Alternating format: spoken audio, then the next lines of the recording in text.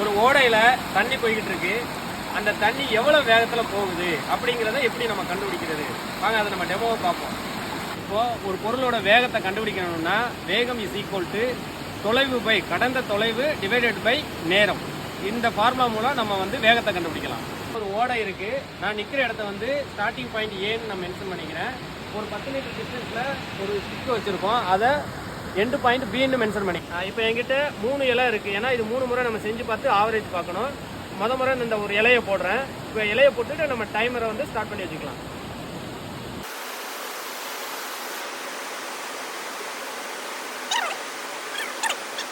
முதல் ட்ரையலில் அந்த இலை வந்து இந்த 10 மீட்டர் கிராஸ் பண்ணுறதுக்கு 25 செகண்ட் நேரம் எடுத்துக்கிடுச்சு. அடுத்த செகண்ட் டைம் இந்த இலையை விடுறோம். செகண்ட் டைம் அந்த இலையை விட்டுறத அது 23 செகண்ட் டைம் எடுத்திருக்கு. நெக்ஸ்ட் 3வது டைம் இந்த இலையை விட்டு பார்ப்போம். 3வதா போட்ட இலை வந்து இந்த 10 மீட்டர் டிஸ்டன்ஸை கடக்கிறதுக்கு எடுத்துக்கொண்ட நேரம் வந்து 20 வினாடி.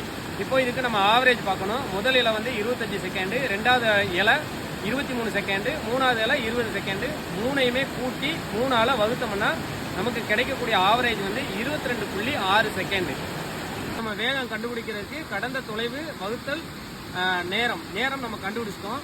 10 மீட்டர் டிஸ்டன்ஸை கடக்கிறதுக்கு 22.6 வினாடி தேவைப்பட்டுச்சு. இதை நம்ம வகுத்தோம்னா நமக்கு 0.442. இது வந்து நமக்கு மீட்டர் பெர் செகண்டில் கிடச்சிருக்கு. இதை வந்து நம்ம கிலோமீட்டர் பெர் ஹவருக்கு மாற்றணும்னா இதை 3.6ஆல் மல்டிபிள் பண்ணணும். 0.442 நம்ம 3.6ஆல் மல்டிபிள் பண்ணால் 1.5 கிலோமீட்டர் பெர் ஹவர். இந்த தண்ணி, இந்த ஓடையில் போகிற தண்ணி வந்து 1.5 கிலோமீட்டர் வேகத்தில் போய்கிட்டு இருக்கு. இதுலேருந்து அதனோட வேகத்தை ஒரு குத்துமதிப்பாக தெரிஞ்சுக்கலாம். நம்ம கண்டுபிடிச்ச வேல்யூ வந்து மேற்பரப்பு தண்ணீருக்கு மட்டும்தான் செட் ஆகும். ஏன்னா கீழே கல் மண் ஏதாவது இருந்துச்சுன்னா கீழே போகிற தண்ணியோட வேகம் வந்து கொஞ்சம் மெதுவாக போகும். அதனால் அதுக்கு காம்பேக்டாக நம்ம யூஸ் பண்ணணும்.